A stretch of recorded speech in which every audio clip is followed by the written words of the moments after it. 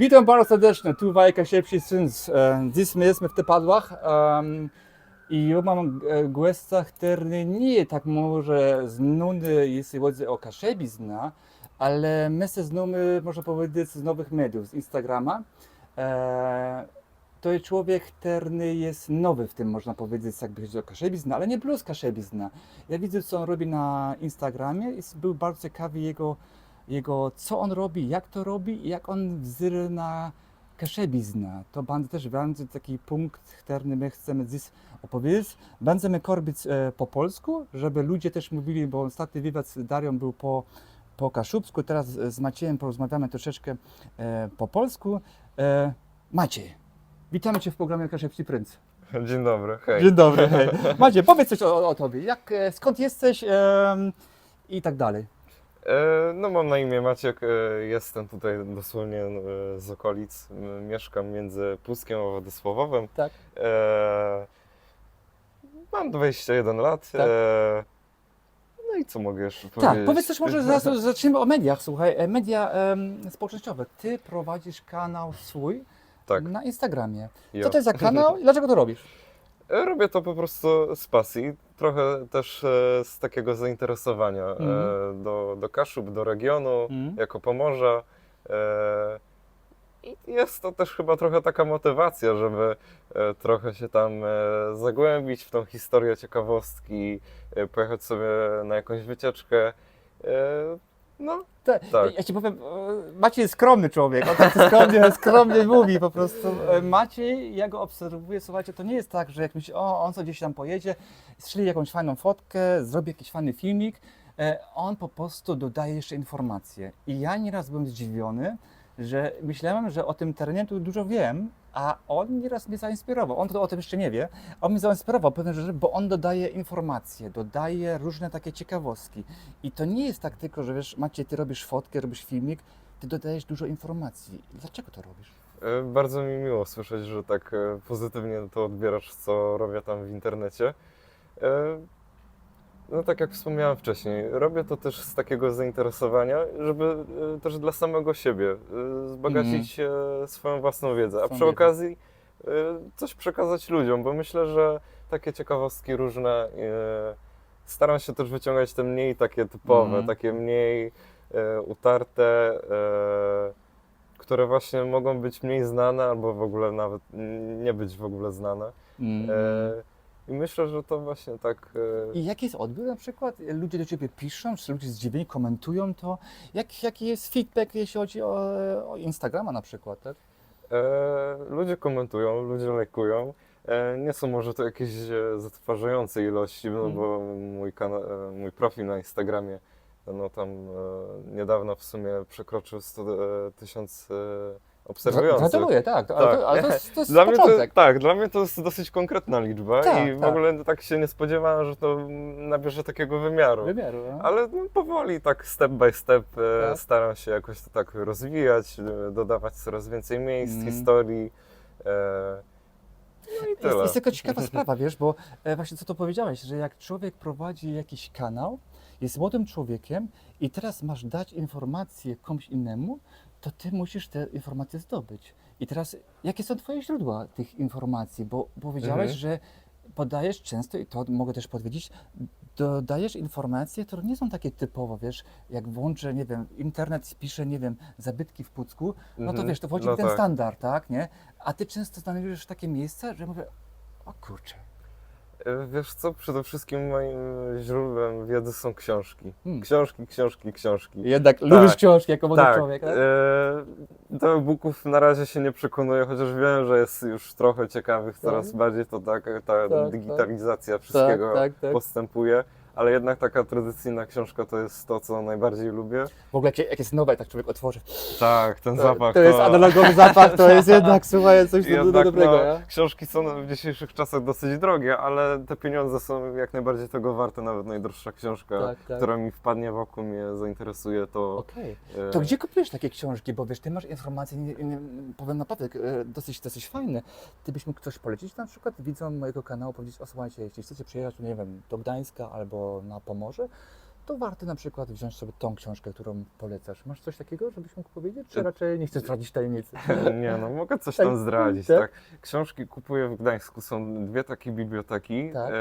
Wojewódzka i Miejska Biblioteka Publiczna na Mariackiej w Gdańsku. Pozdrawiamy biblioteki. Tak, tak. I druga biblioteka to jest Biblioteka ZKP, Zrzeszenia Kaszubsko-Pomorskiego, również w Ulica okolicy. Fragańska, nie? Dokładnie tak. I tam, no, jak coś mi wpadnie w oko, to zawsze chociaż wychodzę z jedną książką, więc... Ciekawe. Jaki taki był ostatni wątek, który cię sam nawet zaskoczył, że jak czytałeś i mówisz, o kurczę, to jest naprawdę ciekawe. Ostatnio przeczytałem książkę o dawnej kolei, która biegła między Puckiem a Krakową. Jest to taka książka, która nie tylko opiera się... Całkiem nowa, nie? Ona chyba na pół roku może jest na rynku, nie? Ona chyba w grudniu wyszła, tak. Widziałem fotkę u Ciebie Tak, na tak. profilu. No. W sumie było ją dosyć ciężko dostać, bo ona nie jest powszechnie w internecie, nie można jej kupić. No. Ale I gdzie dostałeś? w Muzeum Ziemi Puckiej w Pucku. A popatrz. Tak, Pozdrawiamy tak, w też, Szpitaliku. słuchajcie, Tak, w ogóle pozdrawiamy panią Barbarę, dyrektor Romka Drzeżdżonia, to cała ekipa tam prężnie działają. Tak. I oni ją mieli, super. Tak, super. I co było w tej książce, co byś, kurczę, tu jestem chłopak w ogóle z tych regionów, a to mnie zaskoczyło. Co mnie zaskoczyło? Przede wszystkim sama forma tej książki, że mimo, że jak sam tytuł wskazuje, że ona jest o kolei, jednak ta kolej w tej książce była tylko takim jednym wątkiem, jakby, który splecał wszystkie te historie, które tam się działy. Tak.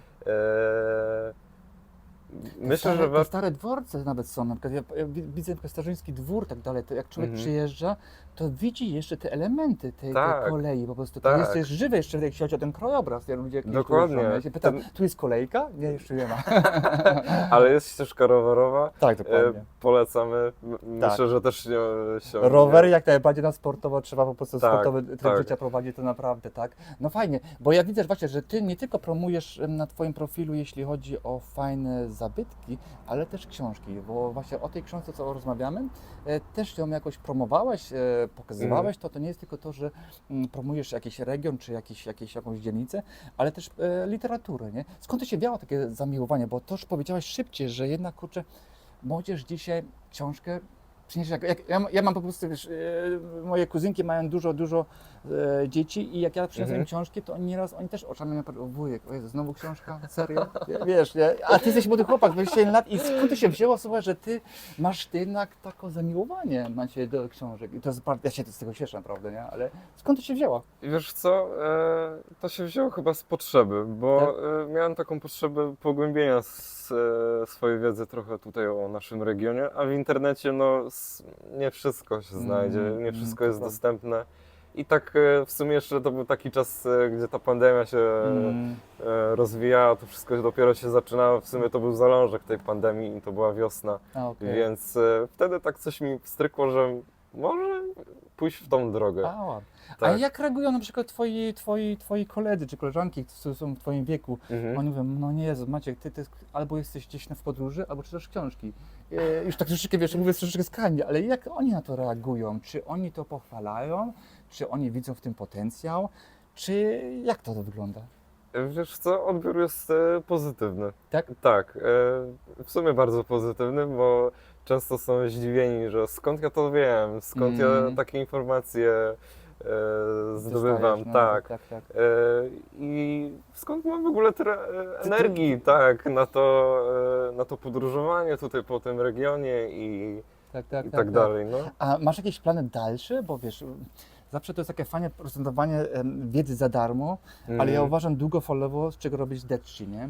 No I wiesz, Kaszubi to są jednak bardzo przedsiębiorczy. Tak, ale to nawet nie chodzi tylko o kwestię kaszubską, bo ja uważam, wiesz, że jak młody osoba masz pomysł na coś, to długofalowo, to ty nie możesz siedzieć, nie wiem, 4 godziny po Twojej pracy i robić coś za darmo. Na początku może tak, nie? No tak, ale długofalowo to też. Ja bym też chciał być takim, wiesz, Krzysztofem Stanowskim nowym Kaszubów, tak? I tak, wiesz, kupić Radio Kaszebę Nordę i ja wtedy dyktuję warunki, nie? Chociaż może to nie byłoby dobrze, bo wtedy bym takim, wiesz, władcą tego, nie? Ale wiesz, o co chodzi mi, nie? Chodzi o to właśnie, że rozumiem. media dzisiaj, ta rewolucja, co się stała w internecie, że mamy na przykład, pozdrawiam pana Krzysztofa Sadowskiego, poza tym nie będzie oglądał, ale może kiedyś obejrzy, nie?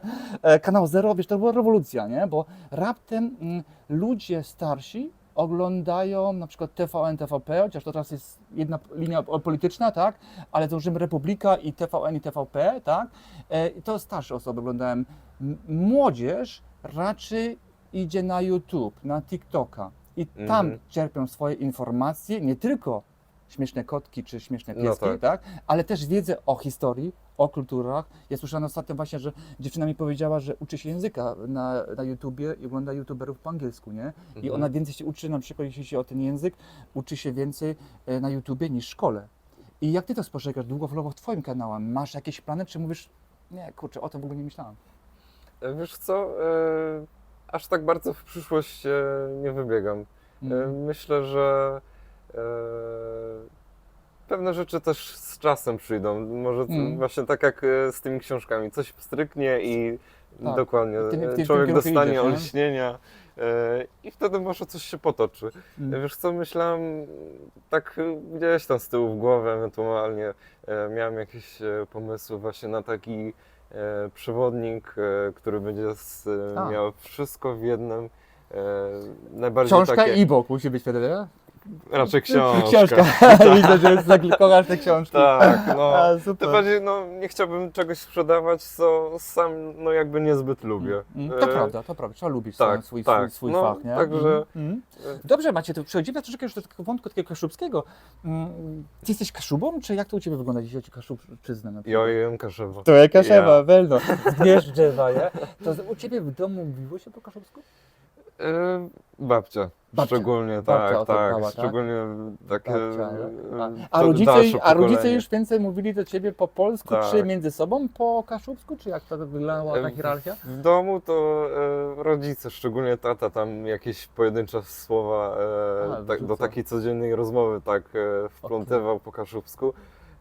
I to tak jakoś między nami zostało, że raczej po polsku, ale z akcentem takim kaszubskim. To byłeś zawsze osłuchany, jeśli chodzi o ten język. To nie było dla Ciebie, że o kurczę, teraz dwóch Kaszebów ze sobą rozmawia, co to za język? To co dzisiaj dla Ciebie na przykład znaczy Kaszubczyzna? Jesteś młodym człowiekiem, masz kanał na Instagramie. Twoja babcia bardzo mówiła po kaszubsku, twoi rodzice jakby też w kaszubskiej kulturze się wychowywali. Ty też poniekąd. Jak Ty na to dzisiaj patrzysz? Jak ja na to dzisiaj patrzę? Ja to, na to... Spokojnie, po prostu, właśnie, bo to jest ciężkie pytanie, wiesz?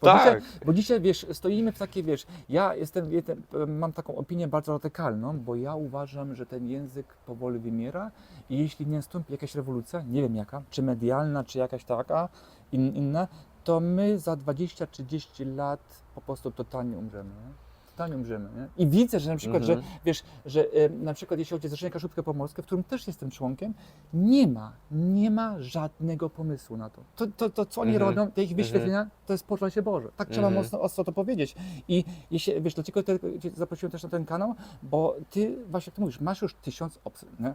1000, tak? Ale 1000, tak? Nie? Masz ludzi, którzy się obserwuje, to znaczy, że ludzie chcą Cię oglądać, chcą mieć te wiadomości i wiesz, ja bym chciał też taką analogię stworzyć, co by dzisiaj trzeba było zrobić, żeby ten kaszubski stał się jakimś trendem, tak?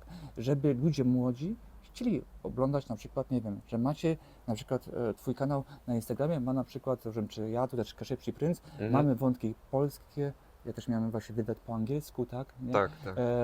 Ale też wątki polskie, kaszubskie, żeby właśnie, bo wiesz, my tak de facto wszyscy jesteśmy w tym na tej jednej łódce. I teraz jak Ty uważasz, co trzeba by zrobić w tym młodym pokoleniu, żeby ich przyciągnąć? Myślę, że trzeba najpierw zacząć od tego, że regionalizm jest fajny. Bo kiedyś było, jeszcze w sumie tak do niedawna bym powiedział, może 10 lat temu, było takie przeświadczenie, że no Kaszubi, Ślązacy to takie już trochę starodawne, taki Skansen, dziadersi i tak Skansen, dalej. Skansen, Tak. no. Teraz jest chyba taki czas, gdzie to tak trochę odżywa, Tak, ale tak.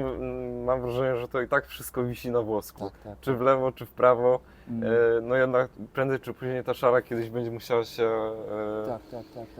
na jedną stronę. Ja też to tak. widzę, ale widzisz szansę na przykład, nie wiem, taki wiesz, jakby taki powstał kanał TV Koszeby, to wiesz, to jest sprawa znowuż finansowa, tak, bo No tak. kto by chciał, i ja się zastanawiam, bo wiesz, na przykład moja przyjaciółka też, Kalina Stankowska, Karzywka, ona się zastanawia, co robić, nie, czy śpiewać po kaszubsku, czy śpiewać po polsku, bo wiesz, bo na przykład niektóre teksty jej, na przykład jak wiesz, ja bardzo lubię Tomasza Fopkę i mam wielki szacunek do niego, ale wiesz, niektóre teksty to jest bardzo taka literacka kaszubczyzna, że jak ludzie nie słuchają jej piosenek, to mówią, co to jest po kaszubsku, nie? To wiesz, z jednej strony jest fajnie, bo język jest prezentowany jak z najwyższej półki, z drugiej strony nie jest blisko ludzi, bo oni w domu inaczej mówią, nie? I wiesz, No i tak.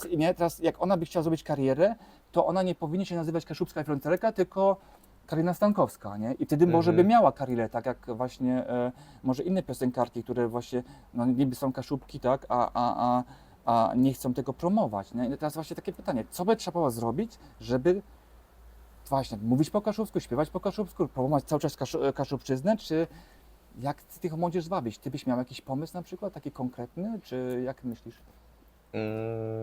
To jest ciężkie pytanie, wiem, po prostu Tak, wiesz, to jest ciężkie pytanie, takie bardzo też myślę odpowiedzialne, bo bardzo, no. no jednak tu się waży no, przyszłość tego języka, więc Tak, też.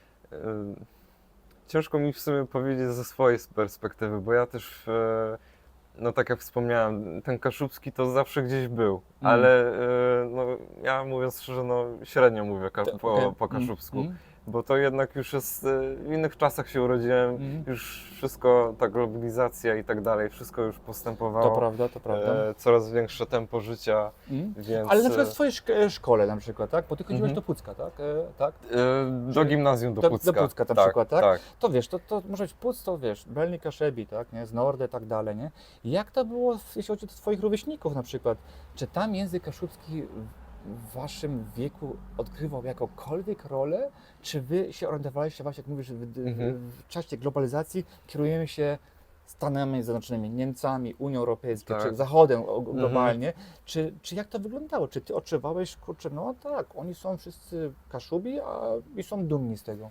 Czy jak to wygląda właśnie u młodych ludzi? Ja jak chodziłem do gimnazjum, to akurat były takie czasy, gdzie to jeszcze tak było nieco przyćmione i tak się jakby wycofywało. Jednak ja od pierwszej do trzeciej klasy gimnazjum miałem kaszubski obowiązkowy. A, obowiązkowy? Tak, O, wow. tak. A to jest rzadkość, nie? Bo Tak, to normalnie się rzadko zdarza. I to był profil szkoły, tak? To były po prostu zajęcia 3 lub 2 godziny w tygodniu. I nie można było się wymknąć. Tak, on był obowiązkowy. I to Dla były dobre wszystkich. lekcje, czy to były takie, wiesz... To były takie lekcje trochę o kulturze, niezbyt o języku. Takie po prostu bardzo luźne, bym powiedział. Okej. Tam raczej... A to źle czy dobrze? Z jednej strony dobrze, bo jednak to tak trochę zachęcało, żeby chodzić na ten kaszubski. To było trochę też taka odskocznia od tych lekcji takich typu matematyka, język polski i tak dalej. A z drugiej strony no jednak niezbyt można było dużo z tego wynieść. No właśnie, to jest problem, nie? Jeśli Tak. szkolnictwo po prostu nie mamy... Przecież znam dużo nauczycieli, którzy są bardzo aktywni, bardzo angażujący się w sprawę, ale jeśli nauczyciel właśnie nie poczuje tego ducha misji, i to jest obojętnie, czy język kaszubski, Tak, czy matematyka, nie? Często ludzie się spotyka, a studiowałem historię, bo miałem świetnego nauczyciela z historii, tak? I to jest w różnych dziedzinach, tak po prostu. Myślisz to, że to obowiązkowe, bo ja też uważam, że, znaczy ja też wiem, że troszeczkę mam skrajne poglądy, ale wiesz, ja uważam na przykład, że taki remus na przykład powinien być obowiązkową literaturą na Pomorzu, nie? Żeby Tak, zrozumieć tak. tą mentalność, zrozumieć troszeczkę historii tych ludzi, którzy tutaj mieszkali, nie? Czy mieszkają jeszcze. I jak ty to myślisz, że taki remus to by była szansa przebicia? Ty byście jako młodzież powiedzieli, o Jezus, znowu ci tatkowie idą z tym remusem, czy powiedzieli, o, to by było nawet ciekawe. Zacząć najpierw od regionalizmu, a później idziemy historia, wersja krakowska, wersja warszawska, nie? Myślę, że tak jak wspomniałeś, że to jest w sumie dobra droga, bo edukacja w Polsce i No, cała edukacja jest po prostu dosyć scentralizowana. Dokładnie. I też ten myślę. pogląd taki warszawsko-krakowski to tutaj na Kaszubach to nawet sama historia. Józef Piłsudski tutaj Nie odgrywał nie dużej był, roli. dokładnie nie był tutaj witany jakoś bardzo serdecznie. Tak. W przeciwieństwie właśnie do regionów takiej Polski bym Masz powiedział. dokładną rację. Ja się często spotykam nawet z Kaszubami, którzy mówią, o Jezus, Józef Piłsudski, nie? Ale tutaj trzeba powiedzieć, endecja była jednak tą faworyzowaną tak. jakby nurtem politycznym, nie? No, na pewno. Dobrze, widzisz, bo to jest ciężko. My się zastanawiamy też często z tymi ludźmi, jak dojść do tych młodzieży, nie? I to nie jest łatwo, bo z jednej strony to musiałby być jakiś fajny trend, na przykład, nie wiem, taki jak kanał, na przykład troszeczkę go obserwuje Buda, tak, który robi niesamowite rzeczy i on umie to, że młodzież, obojętnie czy dziewczyna, czy chłopak, to oglądają. Mhm. I to jest niesamowite, nie? I ja mam wielki szacunek przed takimi ludźmi, bo oni dzisiaj wychowują młode pokolenie. Dobrze, ale wróćmy może jeszcze do twojego, o, przepraszam, do twojego kanału i do twoich podróży.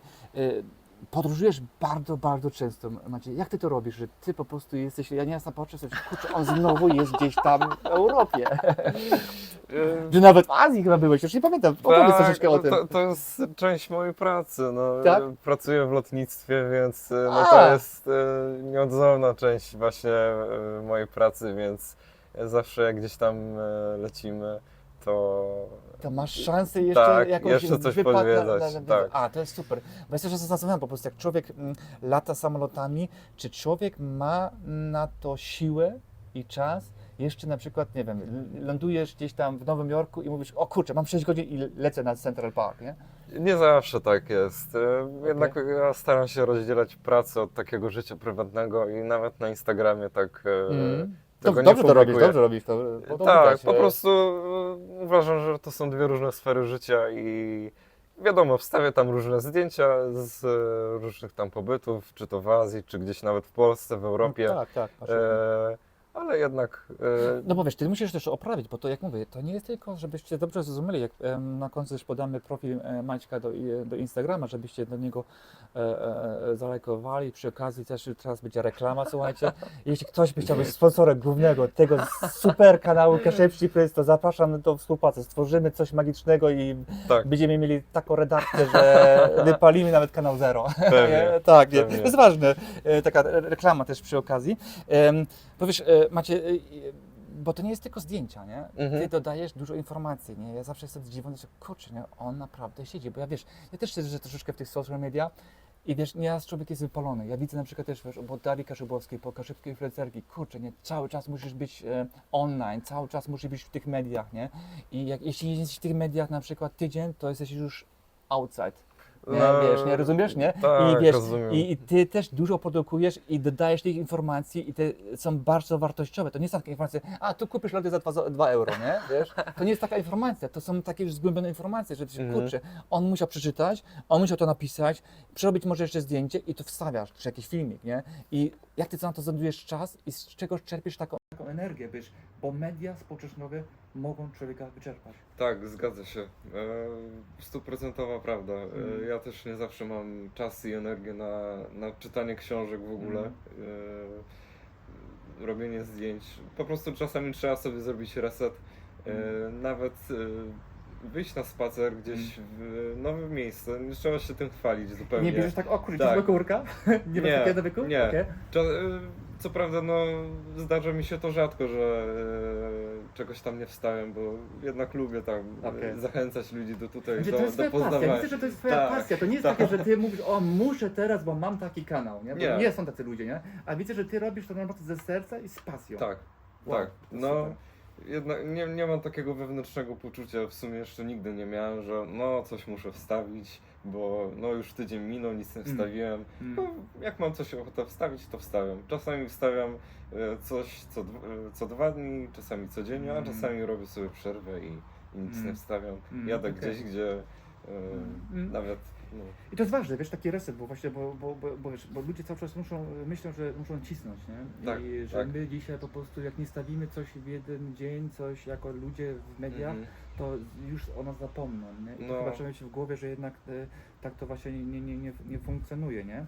A są jakieś inne kanały, które Cię inspirują, na przykład, że mówisz, o, to są super kanały i obserwuję ich pod względem inspiracji dla mojego kanału. Pozdrawiam tutaj Instakaszubkę, Pomorzankę i Ciebie przede wszystkim. Oj, dzięki. No, Instakaszubka też dużo produkuje, trzeba powiedzieć. Tak. Robi niesamowite też roboty. Tak. Z tych kanałów naprawdę można wyciągnąć wiedzę. Pomorzanka szczególnie o Gdańsku, Tak, to tak. też taka nasza stolica kaszew naszych. Tak. Instakaszubka, cały region praktycznie, tak. Cały region, no właśnie, mamy, widzisz, i teraz jakby się taki, na przykład taki kanał znalazł, nie, to popatrz, ile jest ludzi, bo to zawsze mnie dziwi, wiesz, nie? My nie mamy żadnej telewizji, no mamy to radio kaszowe, jakie mamy, ale nie mamy tak, wiesz, że jakiegoś kanału, że powie, dobra, teraz tu będzie film, najnowszy film hollywoodzki będzie po kaszubsku. My mamy naprawdę kreatywnych ludzi, jestem zawsze zaskoczony, że tyle jest kreatywnych ludzi i można by było ich w kupę włożyć, żeby coś fajnego stworzyć, bo to naprawdę jest kreatywność na wysokim poziomie, nie? Ja to też, wiesz, widz może odnieść takie wrażenie, że ja to zawsze tutaj tak miodem daję po języku, ale nie o to chodzi. Ja uważam, że naprawdę jest ta kreatywność Skąd ty czerpiesz tę kreatywność? Skąd te inspiracje, na przykład gdzie pojechać i jak mówisz, tu jednak jadę teraz stricte wypoczynku, chcę zrobić ten reset, a tu jadę, żeby coś ludziom dać. Akurat takie zasady, gdzie jadę na przykład, czy to jest Półwysep Helski, czy tam załóżmy Pradolina Redy Łeby, czy Szwajcaria Kaszubska, to akurat dla mnie nie ma znaczenia, gdzie ten reset sobie zrobię. Tak. Albo co tam, czy zrobię z tego jakąś relację, rolkę do opublikowania. Tak. I co mogę jeszcze powiedzieć? Masz jakieś ulubione na przykład miejsce? Powiesz, o, to jest moje best ever miejsce. Mam takie miejsce, ale oczywiście tego nie zdradzę. Okej, dobra. Zaciekawiłeś ludzi po prostu, żeby tam jednak okej. A są jakieś anegdoty fajne takie po prostu, wiesz, bo ty dużo jednak podróżujesz, jesteś na świecie, coś takiego śmiesznego, albo coś takiego wartościowego, może nawet, no, to mi jest obojętnie, co byś ci przyszło na myśl, jeśli chodzi o to podróżowanie na przykład? Coś było ostatnio takiego, wiesz, co byś, o nie, to jest warte opowiedzenia, czy to było śmieszne, czy to było ciekawe? Wiesz co, ja akurat jak mam styczność z ludźmi w zasadzie no, z całego świata i czasami uda mi się spotkać Polaków i tam z nimi porozmawiać, to niektórzy właśnie wspominają o Kaszubach. Tak? Tak, i wtedy staram się jak najbardziej wypromować nasz region. Wow. Ostatnio spotkałem Polaka, który mieszkał w Kanadzie i mówił właśnie, że kupił ziemię na Kaszubach. I to nie był David Schulis? I wspomniał właśnie, że to była no, bardzo dobra decyzja, że jednak Kaszuby no, mają wszystko pod ręką. I morze, i nasze góry wyrzuca. Co prawda mała, niska, ale jest. Mamy swoje góry, można się spocić. Idąc pod górę, więc... No właśnie. A to jest właśnie to ciekawe, że jak ludzie się spotyka z innych regionów, z innych kontynentów, nie? To człowiek się zastanawia, kurczę, nie? Bo to często jest taki właśnie ten slogan swojego nie znacie, a cudze chwalicie, nie? I chyba on tak pasuje jak ulał na to, co opowiadasz po prostu, tak, nie? I że człowiek się aż odżywia i mówi, kurczę, no człowiek z Kanady przyjeżdża na Kaszuby, kupuje ziemię i jest zadowolony, nie? A my często umiemy tak, to tak jest troszeczkę nie tylko kaszubska, też polska mentalność, lubimy narzekać, nie? Obojętnie jaki mecz zawsze jest źle, nie? Ale myślę, że to jest nasza już chyba tak w genach wszystko taka troszeczkę wada, tak. można powiedzieć, jeśli chodzi o te sprawy. Dobrze, Maćku, jesteś tylko na Instagramie? Jestem na Instagramie. Nie planujesz tego rozszerzyć na przykład na YouTube'a, na TikToka? Na razie nie planuję. Nie? A dlaczego na przykład? Bo mnie to na przykład zaciekawiło, wiesz, bo ja sobie się kurczę, on robi taką robotę, to by było za ciebie za dużo roboty, no wiesz, te media troszeczkę nieraz inaczej funkcjonują, nie? Instagram, są już rolki, są relacje, ale ogólnie to był portal dla zdjęć, dla fotek, tak? Nie? Tak, to się troszeczkę zmieniło, tak, nie? TikTok, filmiki więcej, tak, nie? YouTube, zupełnie inna też platforma, nie? Czy ty się tego boisz, czy uważasz, nie, to ja bym miał za dużo pracy? wydaje mi się, że miałbym z pewnością trochę więcej pracy, ale też ze względu na charakter tego, co robię, to byłoby to dosyć nieregularne, więc myślę, że to jest taki główny powód właśnie, gdzie ten Instagram jednak tak przoduje, bo można coś wrzucić, dodać jakąś ciekawostkę, która tam nawet utkwiła w pamięci. Okej. Tak się trochę... Tak. Ja myślę, ale ten algorytm się często zmienia na tym Instagramie. Ty masz z tym problemy, ty się tym interesujesz, oglądasz jakieś kanały YouTube'a, które o tym algorytmie nowym mówią, ty próbujesz coś zrobić, jeśli chodzi na przykład te adsy, czy ty mówisz, nie, ja daję to i ludzie jak mnie znajdą, to mnie znajdą, czy A jak jednak... nie, to nie. To właśnie, tak? To jest ta wizja, czy jednak próbujesz się w to wgłębiać, takie techniczne sprawy? Ostatnio trochę się zagłębiłem w te techniczne sprawy i jak to wszystko tam działa, jak się to zmieni, jaka jest korelacja między tymi wszystkimi działaniami na Instagramie. Kiedyś tego nie robiłem, ale stwierdziłem później, że jednak Instagram to jest takie fajne medium, żeby trochę się pobawić, poeksperymentować z czymś nowym. Nie zawsze też wypowiadam się na przykład pozytywnie o Kaszubach. Czasem coś tam dodam takiego budzącego kontrowersję. Tak, dzisiaj, nie? Kogoś sprowokować do myślenia po prostu, wiesz, tak, bo... i wtedy komentarze się też nawijają, bo ludzie lubią kontrowersje i jak Instagram widzi, że komentarze są pisane, Ja to widzę, jednak że wszystko ty się rozumiesz promuje, media, tak. ty rozumiesz już media, nie? No tak, i to jest ważne, Tak, nie? Bo ale ja to traktuję jako zabawę po prostu, tak, nie robię tego, wiesz, że muszę nadążać nad tym wszystkim, nad tymi algorytmami i tak dalej, tylko po prostu jak coś wyjdzie, to wyjdzie, a jak nie, no to... Ja rozumiem. Trudno. Ale wiesz, to jest właśnie to, że te kontrowersje, bo nieraz ludzie po prostu mówią, o kurczę, on tam ostro gada, nie? A to właśnie trzeba nieraz, to nie chodzi tylko o pobicie, czy w ogóle na moim kanale, ja wiem, są taki komentarz, że tam bardzo ostro mówiłem w ostatnim wywiadzie z Darią Kaszubowską, no tak, ale słuchajcie, bo jeśli chodzi o Kaszubczyznę, jest to tragiczna sytuacja i nie może tak, mam takie wrażenie, że ci Kaszubi, oni się wszyscy klepią po plecach, tak? Wszyscy dostają jakieś nagrody, wszystko jest fajnie, a tak dokładnie jest pogrzeb, nie? Wiesz, i ja tego nie rozumiem, mnie to wkurza, jestem człowiekiem takim energicznym i to mi leży bardzo mocno na sercu, a to co właśnie mówisz, nie? Że stworzysz kontrowersję troszeczkę lekką, to też lepiej się klika i człowiek dochodzi do ludzi, którzy by nigdy nie kliknęli na twój kanał i powiedzieli, kurczę, skąd on spadł w ogóle mi tutaj, nie? Czasami w ogóle temat w ogóle się tak pojawia do rozmów. Właśnie przez takie kontrowersje, jakieś rolki i inne tematy, które tam mogą być takie dosyć o Kaszubach albo pozytywnie, albo negatywnie Tak. opisywane. Wiesz co, wydaje się, że jesteś gniesz drzewa. Jeśli gniesz drzewo, czekaj, że mówimy tak, że drzewo, to biskup Dominik tam. Tak. Ja się zastanawiałem cały czas, gdzie ten dom, bo wiem, że tam w tym domu, gdzie się biskup Dominik urodził, jest jakaś tablica. I ty wiesz, na jakiej ulicy to jest?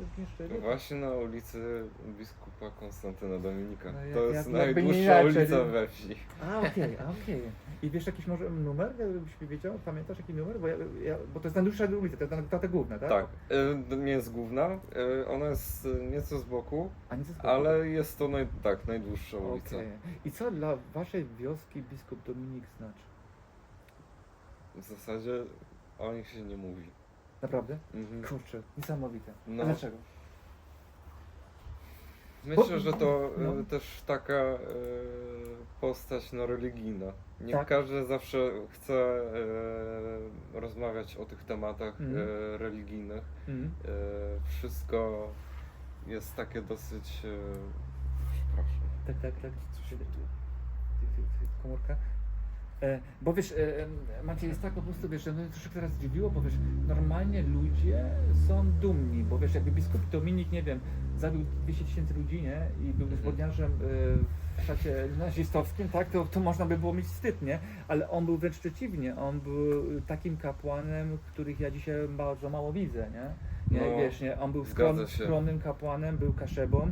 I wiesz, i do dzisiaj są, wiesz, jakieś dla mnie niepojęte problemy z jego beatyfikacją, nie? I ja mam takie wrażenie, wiesz, nie, że jak ktoś przyjdzie, nie wiem, jak miała być, nie wiem, tablica osłonięcia w naszym, wiesz, głównym sanktuarium w Sianowie to wiesz, zawsze jakieś problemy, na odpuście głównym to nie, bo tam ktoś go brakuje, ta tablica, jak przyjdziecie do Sianowa na przykład po prawej stronie, ona była w dniu tam poświęcona w takim, jakby powiedzieć, no, drugorzędnym, nie? Wiesz, nie? I ja mam takie wrażenie, że biskupa Dominika nie tylko w kręgach katolickich księży, tak, czy kościoła katolickiego, ale to właśnie to, co mówisz, nie? Nawet w kręgach, nawet wiesz, swojej, jego rodzinnej wioski, tak, są takie jakieś takie dystanse, są jakieś takie właśnie, że no nie, ten biskup Dominik może nie?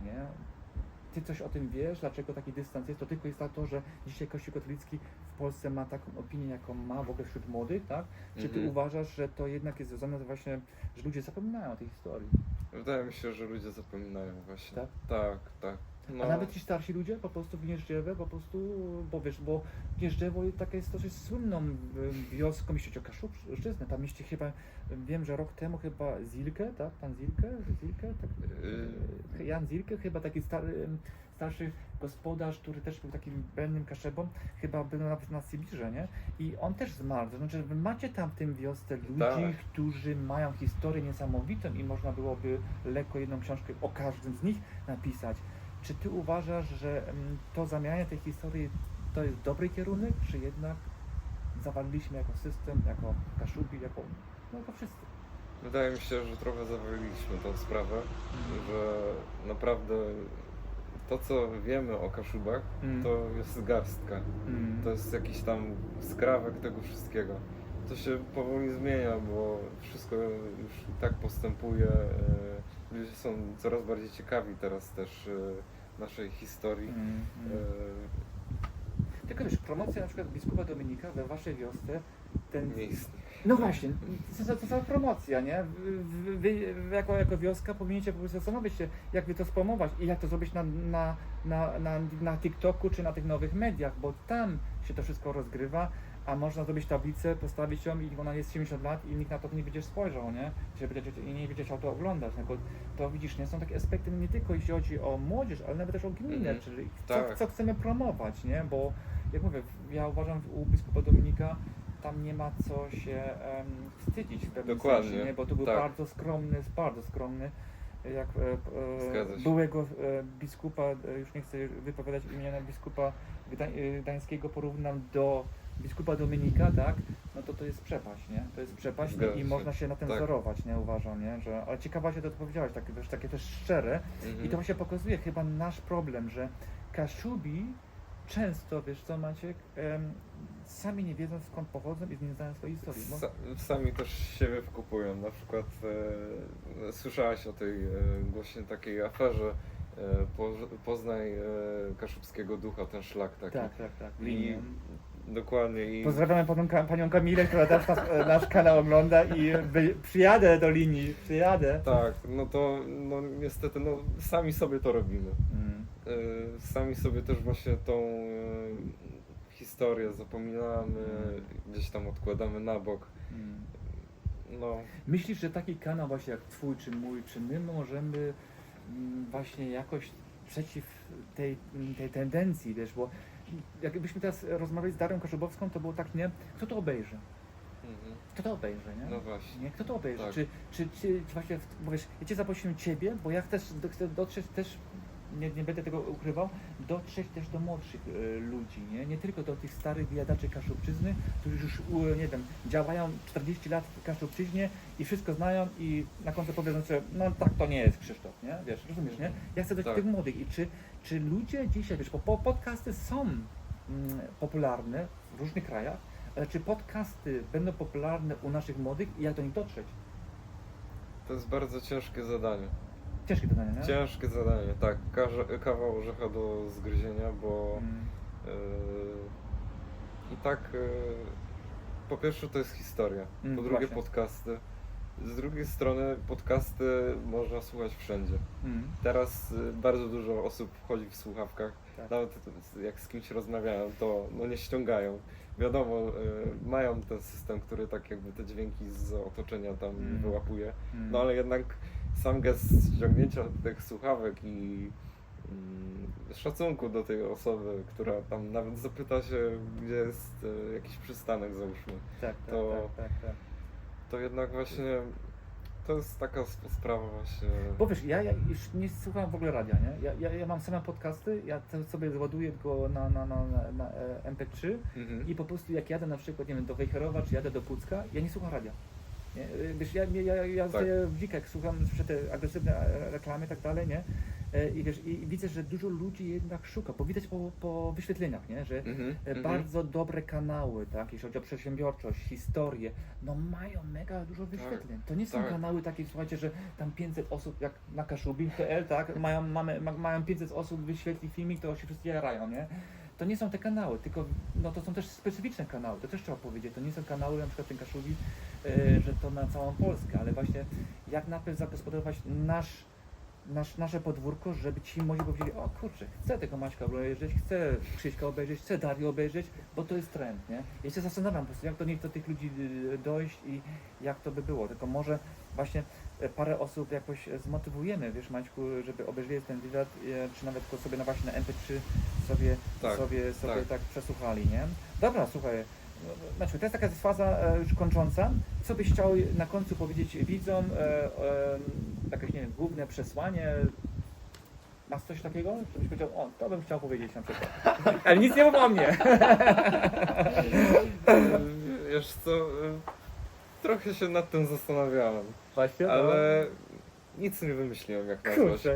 Kurczę. Może po prostu powiem, że Kaszuby może nie są tak zdziedziałe, jak się nam wszystkim wydaje. To dobrze właśnie. Do wszystkich, którzy tam coś robią, promują Kaszuby, naszą pomorską ziemię, róbcie swoje. Tak. Na pewno ktoś to doceni. Tak jak Krzysztof mnie znalazł, tak jest mi bardzo miło, że mnie zaprosiłeś. Ja wam Dziękuję za zaproszenie. ja wam muszę powiedzieć, że Maciek był bardzo zdenerwowany i widzicie chyba jak ci, co to trwali do końca, że jednak poszło mu dobrze, że pierwszy wywiad jednak ma za sobą i to jest takie doświadczenie, też każdy musi to doświadczenie jakoś zdobyć. Nieraz pytania były ciężkie, nie ukrywam tego, mocno cię troszkę nieraz tam cisnąłem, ale wiesz, dla mnie było ważne, że jednak widzisz, że ta problematyka, że zauważysz tą problematykę, że masz pomysł na nowe media, że czujesz te nowe media i ja to bardzo, bardzo wysoko cenię. Na końcu taką rolkę. Kartuty czy Wejherowo? Możesz powtórzyć? Kartuty czy Wejherowo? Wejherowo. Wejherowo. Zemia Rodna czy Marsz Kaszubski? Marsz Kaszubski. Marsz Kaszubski. Paweł Różkowski czy Frank Sinatra? Frank Sinatra. Frank Sinatra. Kaszubska influencerka czy Weronika Kortholz? Kaszubska influencerka. Saga kaszubska Darii Kaszubowskiej czy Smak tabaki? Nie wiem, czy książki znasz. Daria Kaszubowska. Kaszubowska wszystko bierzemy, nie? Radio Kaszewy czy Norda FM? Norda FM, nie? Właśnie widzę, że jeśli chodzi o tą rywalizację, to często jednak Norda wygrywa, że jednak Gracjan, czy Romek Drzeżdżoń, czy chyba Tomasz Fotkę, tam mają swoje takie mniejsze audycje, że już jeśli chodzi o Kaszubczyznę, to dużo ludzi właśnie mówi, że Norda już troszeczkę lekko przoduje. Tak. No właśnie, gadaliśmy o Darii Kaszubowskiej, mam dla Ciebie książkę.